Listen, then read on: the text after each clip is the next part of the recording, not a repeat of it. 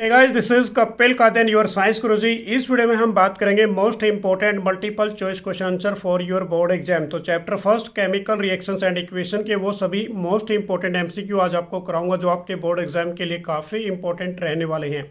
तो वीडियो को अंत तक जरूर देखते रहिए और जो भी फ्रेंड्स मेरे साथ फर्स्ट टाइम जुड़ रहे हैं तो चैनल को सब्सक्राइब जरूर कर लें।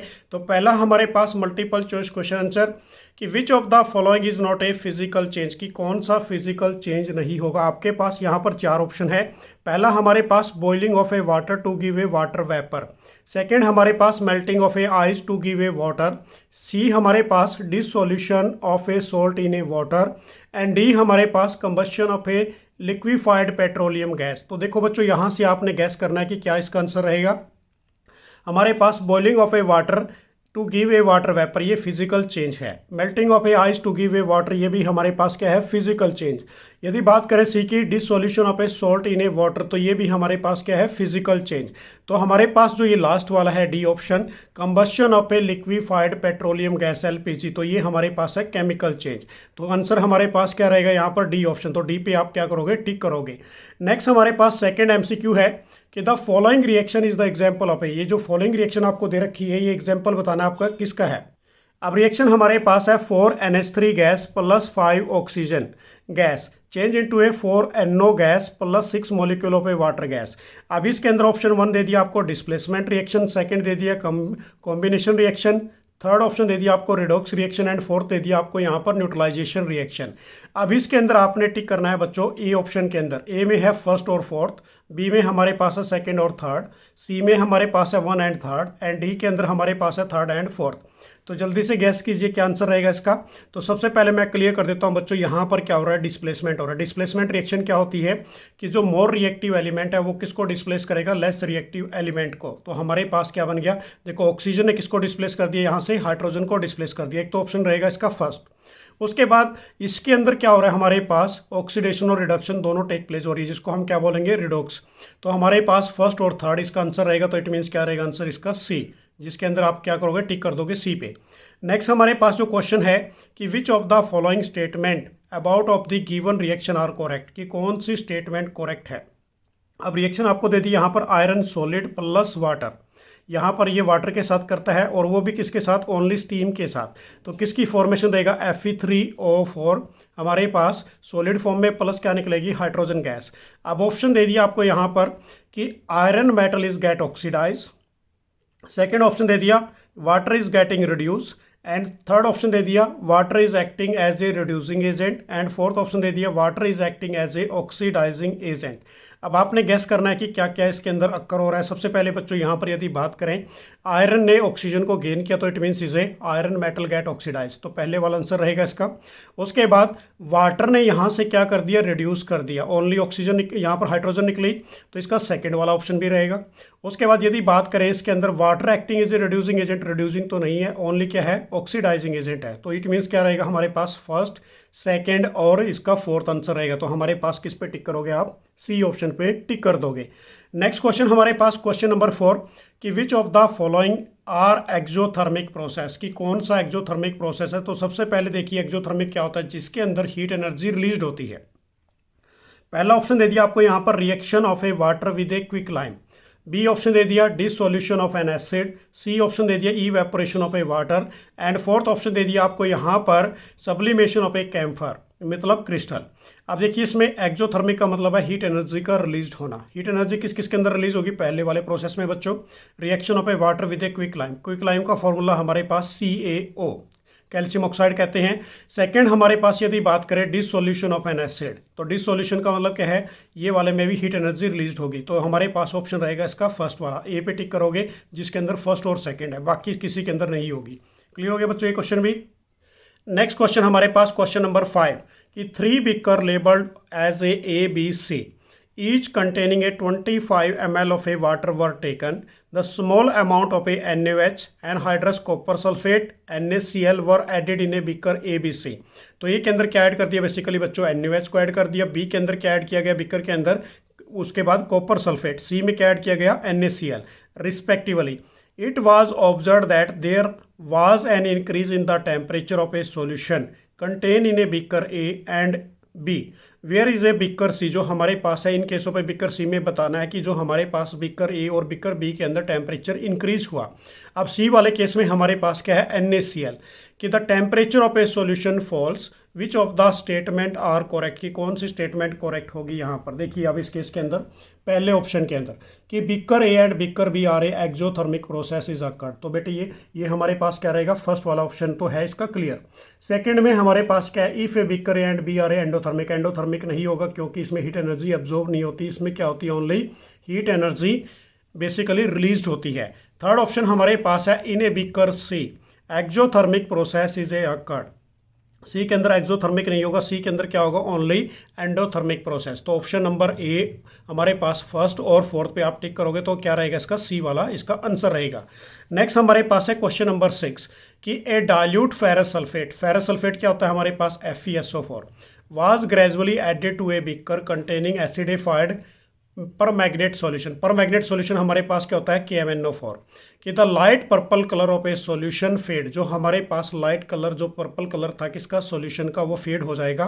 किस केस में बच्चों, बेसिकली जब हम KMnO4 लेके चलते हैं कि finally disappear which of the following is a correct explanation for the observation, तो कौन सी करेक्ट ऑब्जर्वेशन रहेगी इसके अंदर। तो सबसे पहले मैं क्लियर कर देता हूँ, यहाँ पर हमारे पास ऑप्शन ए ही इसका आंसर है बच्चों की, जो KMnO4 होता है this is a strong oxidising agent, ये ऑक्सीडाइज कर देगा किसको, FeSO4 को, तो ये पहला ही इसका आंसर रहेगा। ये सेकंड कभी नहीं होता क्योंकि फेरस सल्फेट ऑक्सीडाइजिंग एजेंट नहीं है। Second colour is disappear due to the dilution, ये भी नहीं है। उसके बाद KMnO4 इज अनस्टेबल कंपाउंड, ये स्टेबल कंपाउंड है, तो ये भी इसका आंसर नहीं रहेगा। तो आंसर किस पे टिक करोगे, ए वाले ऑप्शन पे टिक कर दोगे। नेक्स्ट क्वेश्चन हमारे पास क्वेश्चन नंबर 7 कि which among of the following is a double displacement reaction, की कौन सी डबल डिस्प्लेसमेंट। डबल डिस्प्लेसमेंट क्या होती है बच्चों, जिसके अंदर आयंस एक्सचेंज होते हैं between the compound.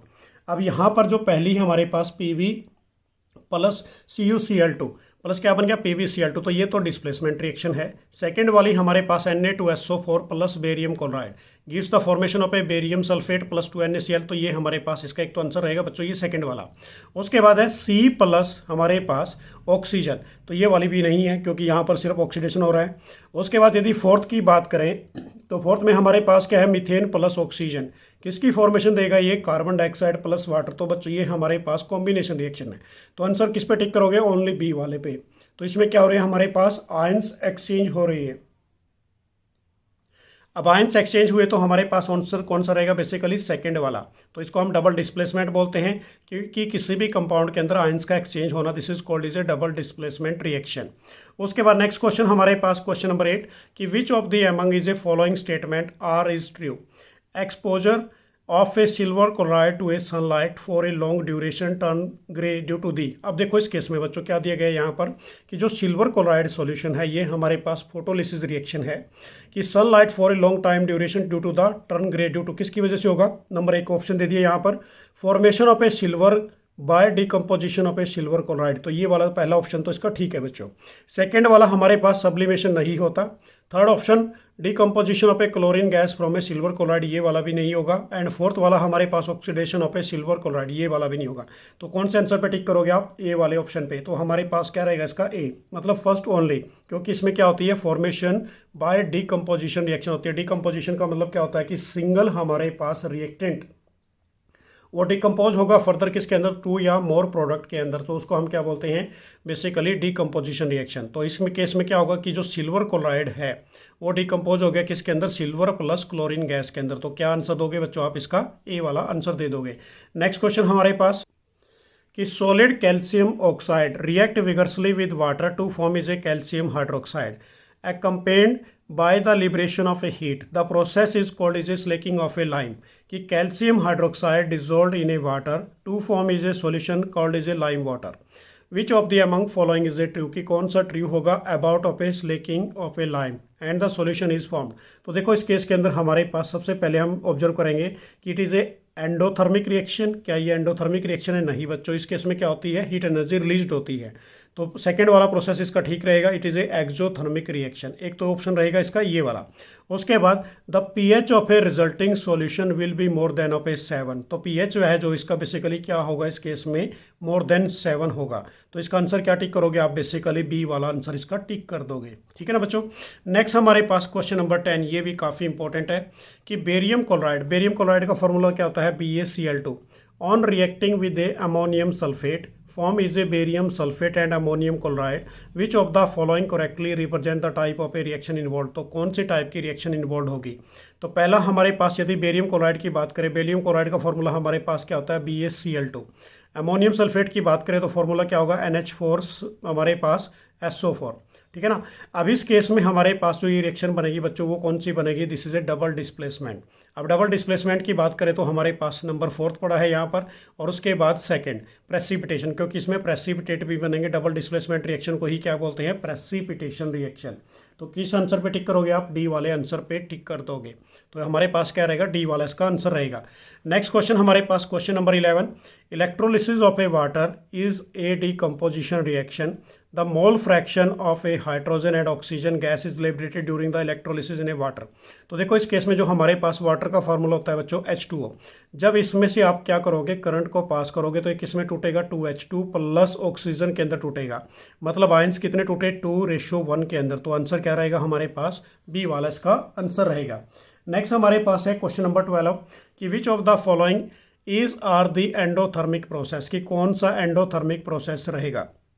First option है dilution of a sulphuric acid, B option है sublimation of a dry ice, C option हमारे पास condensation of a water vapour, and fourth option क्या रहेगा, इवेपोरेशन ऑफ ए वाटर। अब देखो इस case में किसकी बात कर रहे हैं, एंडोथर्मिक की बात कर रहे हैं। एंडोथर्मिक में क्या होती है, हीट एनर्जी एब्जॉर्ब्ड होती है। अब एब्जॉर्ब किस किस केस में होगी हमारे पास, सबसे पहले sublimation of a dry ice वाले केस में, उसके बाद यदि बात करें इवेपोरेशन ऑफ ए वाटर, तो इन दोनों केस में। तो इसका आंसर फिर क्या करोगे आप, टिक कर दोगे डी वाला ऑप्शन। नेक्स्ट क्वेश्चन हमारे पास क्वेश्चन नंबर 13, काफ़ी इंपॉर्टेंट है ये भी, कि in the double displacement reaction between किसके बीच में है, aqueous potassium iodide. Potassium iodide का फॉर्मूला हमारे पास Ki, and aqueous lead nitrate. Lead nitrate का फॉर्मूला क्या होता है, PbNO3 का ट्वाइस बच्चों। ठीक है ना, इसका हमारे पास NO3 का ट्वाइस, ये ट्वाइस कर देते हैं यहाँ पर। उसके बाद ये येलो प्रेसिपिटेट, तो प्रेसिपिटेट किसके बनेंगे आपके, PbI2 के प्रेसिपिटेट बनेंगे। इसको हम क्या बोलते हैं, yellow precipitate. And while the forming of a activity of a lead nitrate is not available, इसमें लेड नाइट्रेट अवेलेबल नहीं है। कि which of the following can be use of the lead nitrate, तो कौन सा यूज़ करेंगे, तो उसके लिए यूज़ करेंगे बच्चों आप ऑप्शन के अंदर देखिए, lead sulphate, lead acetate, ammonium nitrate, potassium sulphate. तो क्या ऑप्शन रहेगा हमारे पास, लेड एसीटेट इसके अंदर यूज़ करेंगे। डन हो गया ये क्वेश्चन भी। नेक्स्ट क्वेश्चन हमारे पास क्वेश्चन नंबर 14 कि which of the following gases can be use for the storage of a fresh sample of an oils for a long time. तो देखिए इसके अंदर ऑप्शन आपको क्या दे दिया, कार्बन डाइऑक्साइड और ऑक्सीजन। सेकंड ऑप्शन दे दिया नाइट्रोजन और ऑक्सीजन। सी ऑप्शन दे दिया आपको यहाँ पर कार्बन डाइऑक्साइड और हीलियम। एंड फोर्थ ऑप्शन दे दिया आपको यहाँ पर हीलियम और नाइट्रोजन। कि जो बेसिकली बच्चों देखिए इस केस के अंदर क्या बोला गया है कि जो storage of a fresh sample of A oil and long time, मतलब जब भी हम कोई भी चिप्स का पैकेट है या कोई भी फूड है उसके अंदर क्या मिलाते हैं, एंटीऑक्सीडेंट मिलाते हैं, या फिर क्या मिलाएंगे, ये गैसेस मिलाएंगे। कौन कौन सी गैसेस हमारे पास, हीलियम और नाइट्रोजन, ताकि वो बेसिकली रेंसिड ना हो, मतलब वो खराब ना हो। नेक्स्ट हमारे पास question number 15, the following reaction is use for the preparation of a oxygen gas in the laboratory. अब पोटासियम क्लोरेट दे दिया आपको 2KClO3 सॉलिड। अब इसको हीट कैटलिस्ट दे रहे हैं तो किसमें ब्रेक होगा, ये 2KCl plus 3 molecule of oxygen gas. कि which of the following statement is a correct about the reaction, की कौन सी हमारे पास करेक्ट स्टेटमेंट होगी इस रिएक्शन के अकॉर्डिंग। तो ऑप्शन ए के अंदर देखिए यहाँ पर, it is a decomposition reaction and endothermic in nature. Second option दे दिया आपको कॉम्बिनेशन रिएक्शन। थर्ड ऑप्शन दे दिया decomposition reaction and accompanied by the release of a heat. And D option दे दिया photochemical decomposition reaction and a exothermic nature.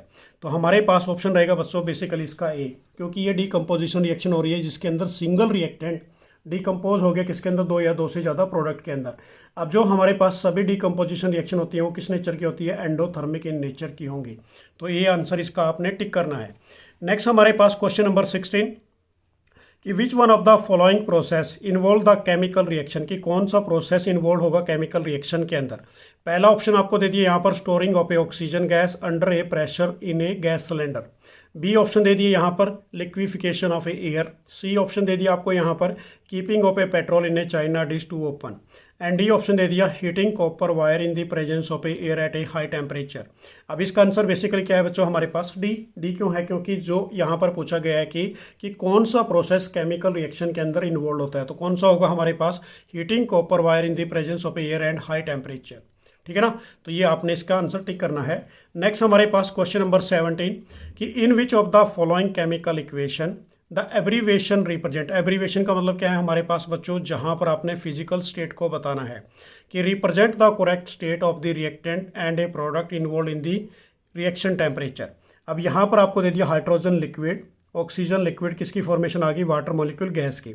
उसके बाद दे दी यहाँ पर हाइड्रोजन गैस और ये ऑक्सीजन लिक्विड, और किसकी फॉर्मेशन आ गई, वाटर लिक्विड की। सी ऑप्शन में आपने क्या दे दिया, hydrogen gas plus oxygen gas, किसकी फॉर्म आ गई, लिक्विड की। नेक्स्ट ऑप्शन हमारे पास क्या है, hydrogen gas plus oxygen gas plus 2 molecule of a water gas. अब इसका आंसर क्या करोगे, टिक, क्योंकि इसके अंदर सारे क्या है हमारे पास गैसेस फॉर्म के अंदर है, तो इसका आंसर रहेगा हमारे पास डी।